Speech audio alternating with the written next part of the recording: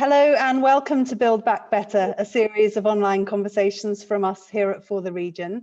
Today, I'm delighted to be talking to Rhian Thomas, who is Senior Sustainability and Transport Manager at the DVLA.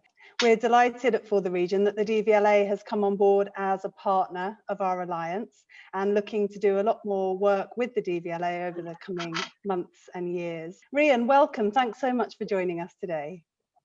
Thank you, Dawn. It's a pleasure. Thanks for inviting me. Let's just start by hearing a little bit about you. When did you join the DVLA and what's your career development been so far? So I joined about 10 years ago. I started actually quite operationally in the contact centre. So I learned a lot about the core business there, which has been really useful. And then I went back to university and did a master's degree in environmental management. And from there, DVLA is a massive organisation. It's got every job you can possibly imagine there. So there was an environmental team. So I went up and did some work with them and just worked my way through the team. So most of my experience is in public sector and central government. And it was only in February of this year that I took on this new role in leading the team and bringing transport into that as well. And what made you decide to take your career path down the kind of environmental management path? Like a lot of people, I did a bit of travelling after I did my undergraduate degree. I did it in law in Swansea University. South America was one of the places we went to, and we did a conservation project for a month in the Amazon rainforest. And we saw just how simple the lives of the people there are. And it was really, really enlightening. And we came home and realised just how different we live our lives here. And it's just stayed with me. It's funny because that trip, we had lots of different experiences, and that month, which was not my favourite month of the trip, I will admit. It was very, very challenging. Definitely stayed with me and decided that I think that's what I wanted to do with my life. The purpose was just to sort of educate people here that we can live simpler lives without so many things, without consuming things, without having an impact on the environment in the way that we're used to. So I went back and decided to study in that and got an opportunity in DVLA, in this great place of work, and it snowballed from there. So that's amazing, isn't it? And then to have the opportunity to make those changes in such a large and influential organisation and to play a role in that must be quite rewarding. And have you found in taking on that role within the DVLA that the organisation itself has those same values about minimising its impact and looking at ways to operate more sustainably? Oh, certainly. And I think that's a must for me to be with an organisation that shares my values, especially within the last 8 years I've been on the team. Things have just, as you know, in the media has helped as well. There's much more of a sense of urgency now. But back even when I started with the team, we were starting our digitalisation journey. There was a big change in gaining efficiency within the organisation, which of course translates a lot of the time into being more sustainable, being less wasteful. There was so much opportunity. It was a really exciting time to join the team, to see and what we've achieved as well in the last 10 years is detailed in our sustainability report that's just been published on gov.uk. There's some real headlines in there, some real highlights about what we've managed to sort of coordinate as a team and help the organisation deliver it. So it's really exciting. What are some of the real sort of proud moments and the proud achievements then for the DVLA on this journey towards sustainable business? Well, at the end of April in 2020 was the end of this tranche of greening government commitments, which are a set of targets that all UK government agencies and arm's length bodies and central department have to achieve. So we had quantitative targets against the traditional environmental impacts that you can think of. So it's carbon and waste and water and travel and paper and things like that. And we did really well against those targets. So those are some of the headlines. For instance, we had a target to reduce our emissions. We surpassed that. 56% reduction we achieved within the last 10 years. We're really, really proud of that. We reduced our waste by almost half in that time as well. We recycle nearly 90% 95% of our waste now, which is a big change to where we started. And particularly because I look after transport now as well, is that within our fleet of vehicles that we have, the cars are 81% ultra low emissions, which is something we're really proud of. And that was a journey that we started a long time ago, looking at what our pool cars, for instance, people use for business purposes, how we can shift them over and implementing that behavioural change that was needed. So we're continuing on that journey. We've got targets to reach 100% ultra low emissions within the next few years as well. But we're really proud that we're performing really well in that area at the moment. And has that brought staff with you on the journey? So presumably huge involvement from staff across the organisation in that whole effort of reducing waste and energy use. You know, do you feel like staff are really on board with it, and do you think it influences their behaviour outside work as well? Yeah, certainly. I think it has to. We've got 6,000 employees at DVLA, so we're such a large organisation that everything they do affects how sustainable we are. Right at the beginning of the journey, there's a lot of low-hanging fruit, energy-wise, that we could deliver that didn't have so much of a staff involvement. So we installed different types of lighting quite early on, and water-saving measures in toilets and things like that. But there was a big move quite some time ago about consolidating our operations to Swansea, because we had over 40 local offices throughout the country, and with the digitalisation of our services, we decided to move all of those back into Swansea, and that delivered quite a bit of savings in all of the impact areas that we were looking at. But increasingly, our targets becoming much more challenging. There's some that staff definitely have a huge impact on, and some that are a little bit less. But we have a great communications team in the agency as well. We have strategic themes that we have strategic communications managers look after, so I work closely with ours and really proactive messages out. But we also have a look at any opportunities with any other communication needs throughout the business to slide in those messages to make sure that we're drip feeding sustainability into people's lives. And that's really working. We're having a lot of engagement. In October, we did something quite interesting where there was a first virtual away day held, which was coordinated by our procurement department. So there's about 150 people there. They really engaged senior management in that department anyway, but they decided to do it on sustainability. And the idea was it was half a day, not concentrating on work, but just getting everybody together and learning about something really interesting, really interactive. And that was a hugely successful day. I think there was about 5 groups that took on a topic of sustainability. So one of them was global sustainability, one of them was personal, one of them was looking at COVID recovery, and they went away and did lots of research. I helped them by fact checking and making sure that everything's up to date.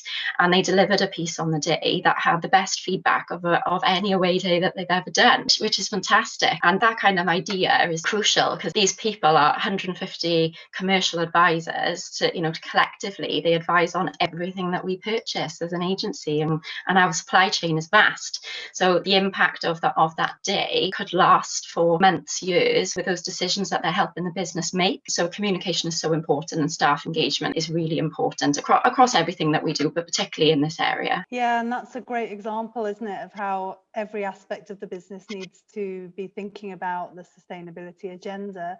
And particularly when you talk about local supply chains and what you're buying and your procurement processes, it's a key theme that keeps coming up. It's when organizations start demanding different things from their supply chain and putting higher value on environmental benefit, that it empowers all businesses then in that local economy and in the supply chain to transform their businesses as well. Definitely, and something really interesting is happening in a couple of weeks' time. So there is there's the Social Value Act has been around for quite some time, but that has been strengthened in the public sector now from the 1st of January.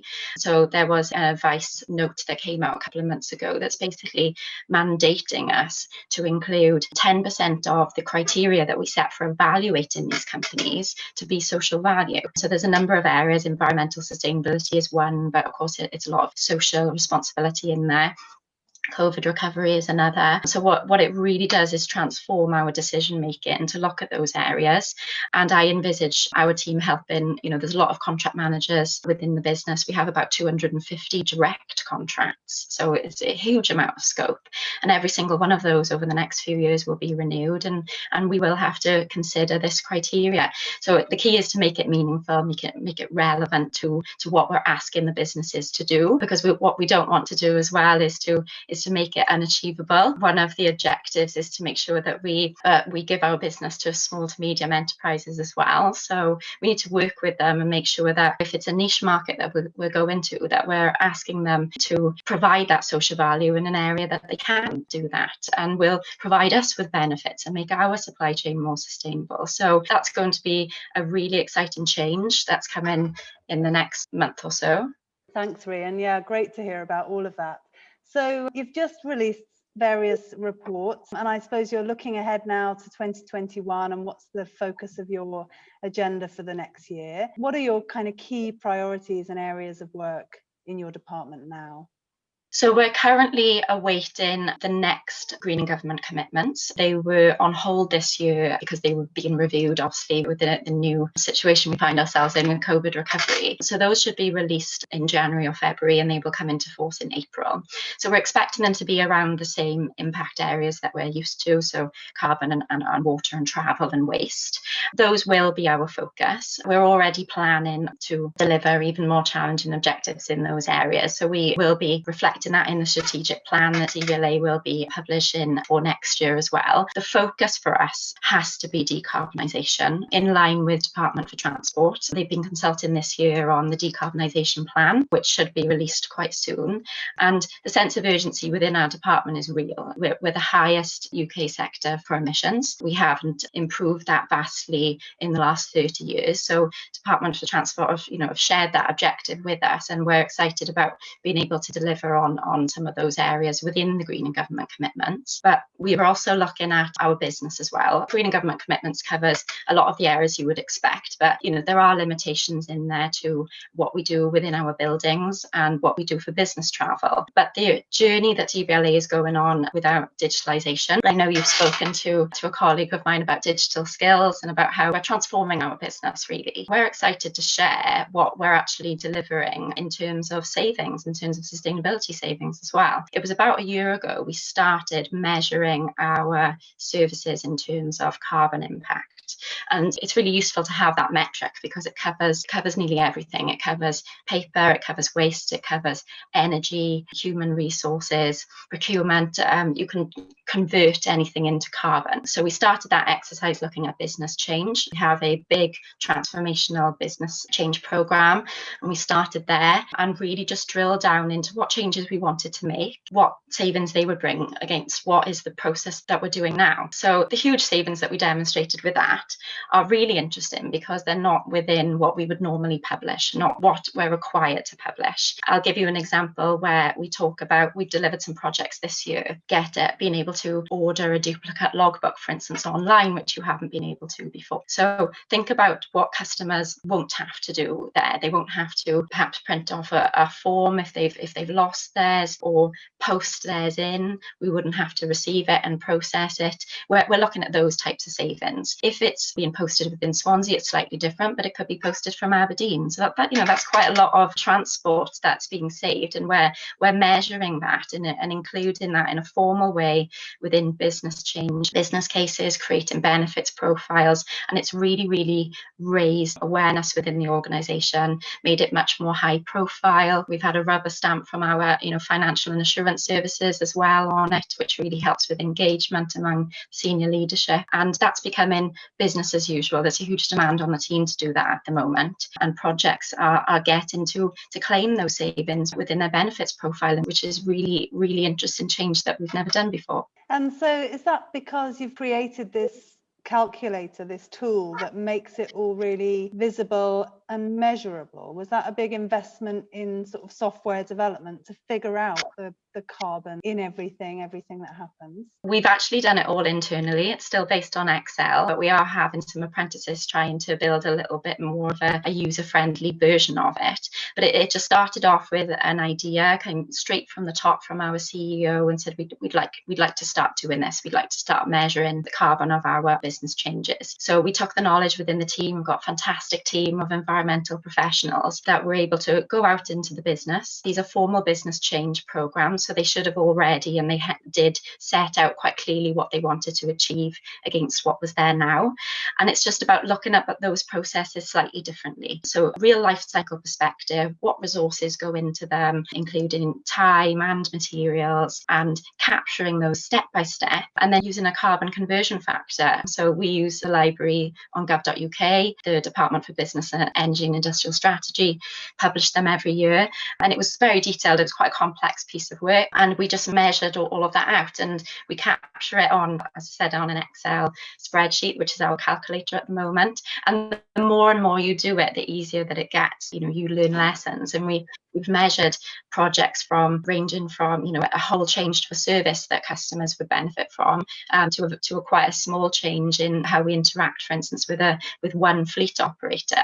So it just goes to show how diverse projects that we can look at, but still have the same principles, and to ensure then that we do get those carbon savings captured, so they can use that as a way to inform people making those decisions about whether it's the right thing to do or not.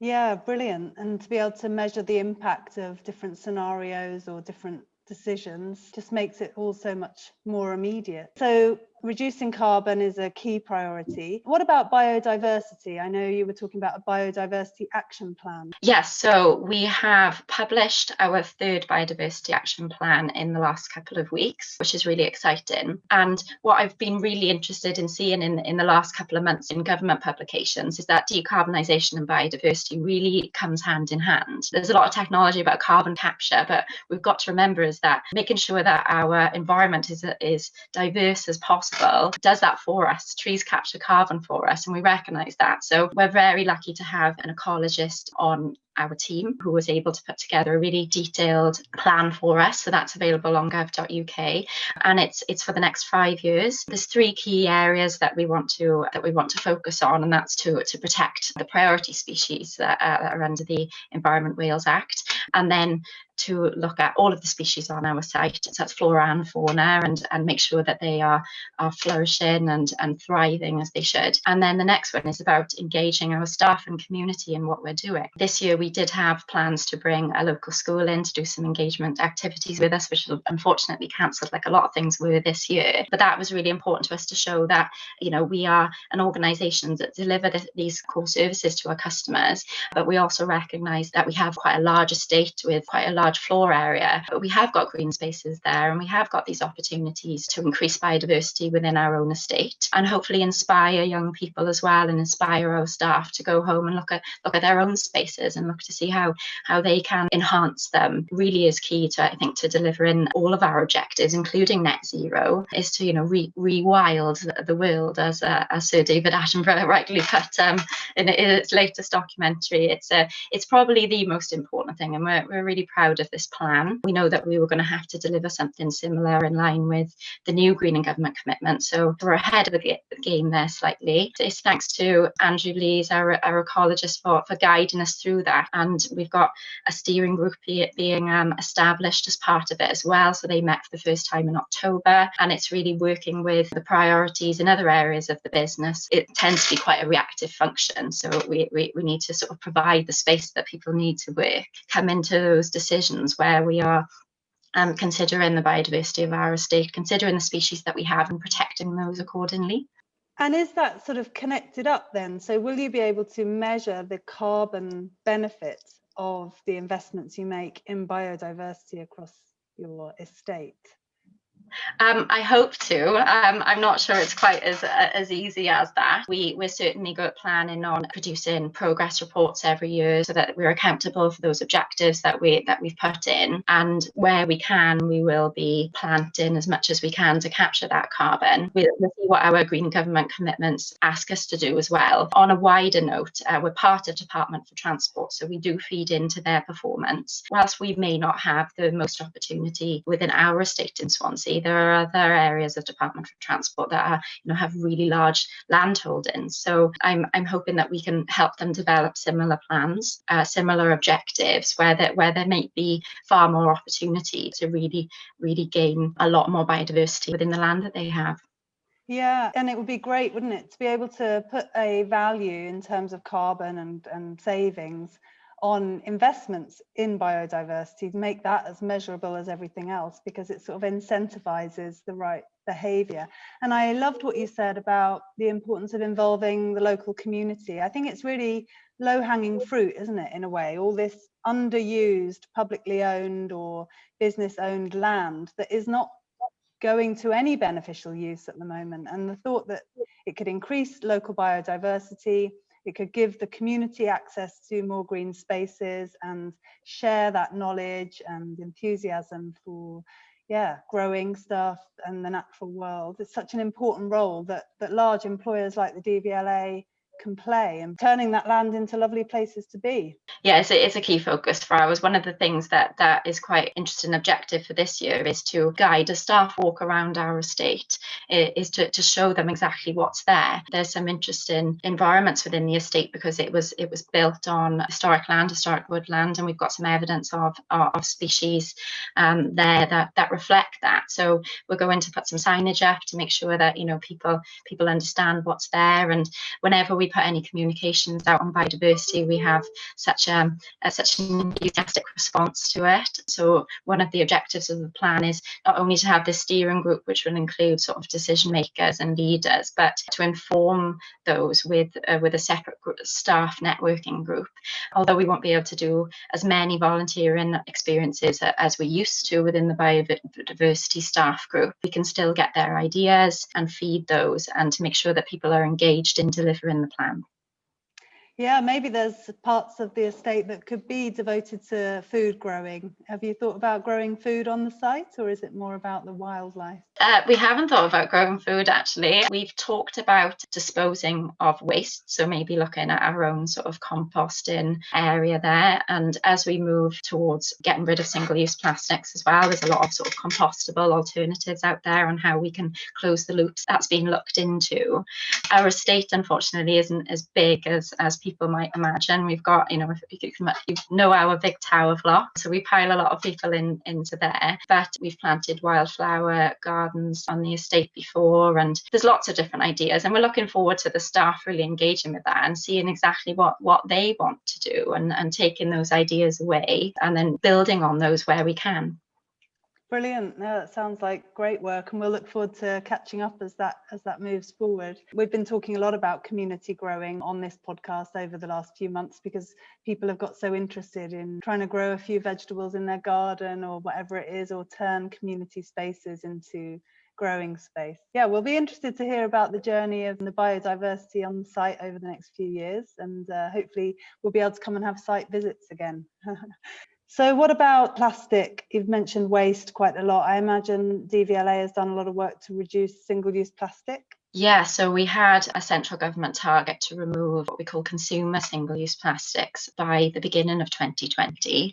And we were given scope to decide as a business what we consider to be the best areas to focus on, and the areas that we did choose, we managed to eliminate those for January 2020, which we're really proud of. And I think COVID has had an effect on that. I mean, I'm sure a lot of people have seen, discarded plastic masks around the place, and it's quite heartbreaking. PPE, which is protective personal equipment, was always out of scope of this target anyway. But what we're making sure we're doing is, any communications around COVID protection measures, we're drip feeding, to wear reusable masks and how to look after those properly as well. And of course, at the beginning of the year, when we'd managed to stop buying any disposable plastic cleaning wipes, for instance, a shift was taken back, wasn't it, where we didn't want to use sort of cloths that have been used by other people a lot. And that was really challenging, but we've got some really engaged people within our procurement function that were able to find a solution that met those requirements. So now we still have disposable wipes, but they're plastic free, which I think was a really good compromise for the situation we're in this year. And we continue to just look at all options. We're very strict with our policies in procurement, where we have a number of teams throughout the agency that have to approve all of the requirements to purchase, and our team is one of them. So when we do have a request to buy something that's plastic, especially disposable plastic, we work with them to make sure that their requirement is being met, but also achieving the objectives that we have as a government agency. And we very often have positive outcomes of that.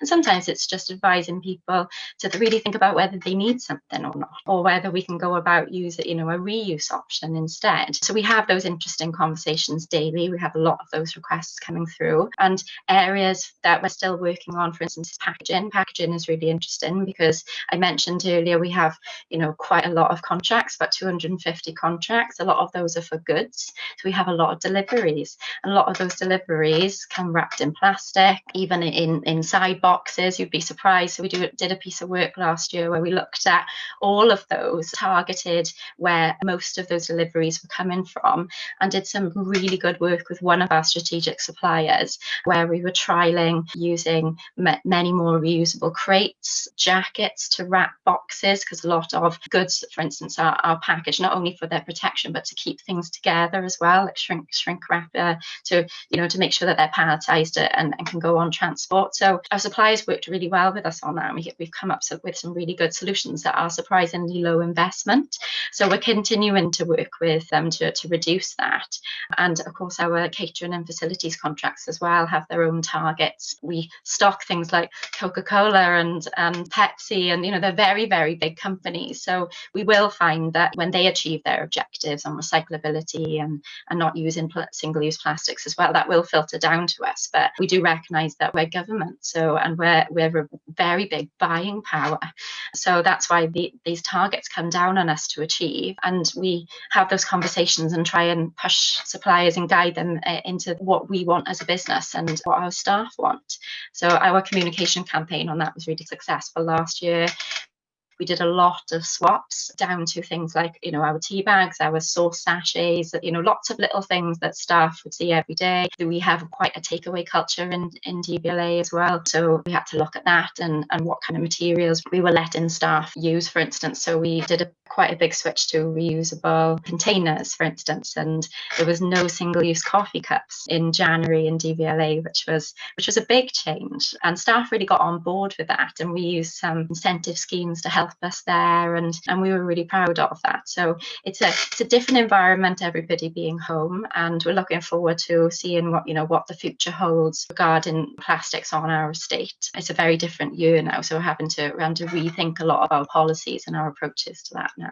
Yeah, fascinating journey, and so great to have such a dedicated team looking at all aspects of the business and finding all the ways in which impacts can be minimised. Finally, talk to us about the transport side. DVLA has a big fleet. Where do electric vehicles come into that? Tell us about the work you're doing on that side of things, Rhian.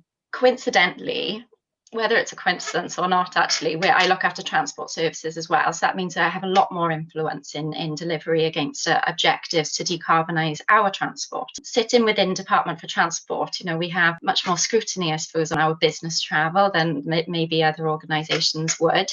And we have, challenging targets to deliver as well. So business travel has been within our carbon target for quite some time. So we've seen some really good successes. I mean, in the last 10 years, business travel emissions have dropped by 90%. Business travel flights, for instance, have dropped by a similar amount. But our fleet of vehicles, so we have around the 30 mark at the moment. We've got a specific target on turning those into ultra low emission vehicles. So 25% is the target by 2022 and 100% by 2030.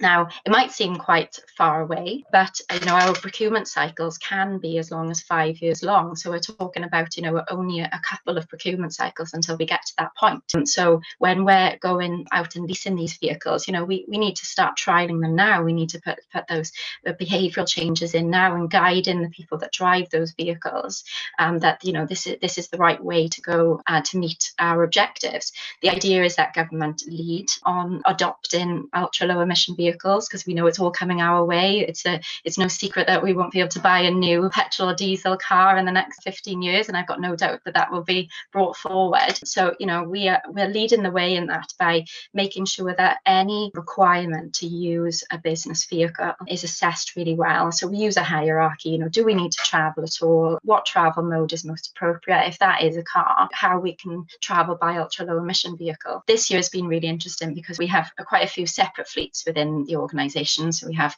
pool cars that any member of staff can use to travel for a business requirement. We have a fleet of vehicles we use for enforcement purposes as well, and then we transport staff throughout Swansea as well. So we've got sort of shuttles and vans and quite a range of vehicles within our fleet. The transport team as well is very, very engaged in hitting these targets as well, talking to those requirement holders, sharing our knowledge and what we don't have, getting that information from elsewhere. So we've done some projects with Energy Saving Trust this year where we're going to them with some quite complex business requirements about how we can maintain this level of service, but how can we do it with an ultra low emission vehicle? And they've produced some really good work for us, which is really informative, and we're hoping to incorporate at least trial ultra low emission vehicles in these separate fleets next year.